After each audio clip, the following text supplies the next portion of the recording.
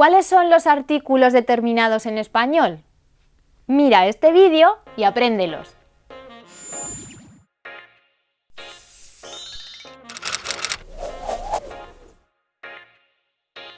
Hi, welcome to Hablemos Español. Let's speak Spanish. Today we start with the videos of the second level A1.2. Today we are going to study los artículos determinados. ¿Cuáles son los artículos determinados? Masculino singular, el. Femenino singular, la. Masculino plural, los. Femenino plural, las.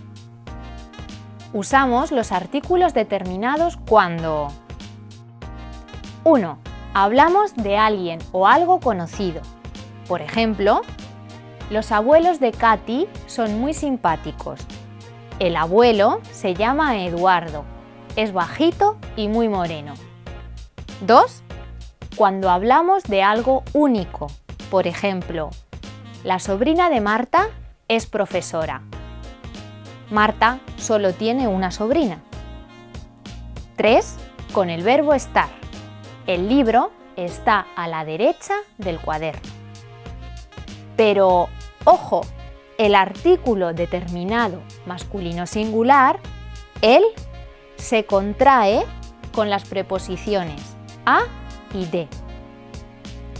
A más el, al. La farmacia está al final de la calle. De más el, del. La hija del jefe se llama Amanda. Espero que con este vídeo hayas aprendido cómo usar los artículos determinados en español. Un saludo y nos vemos en el próximo. ¡Hasta luego!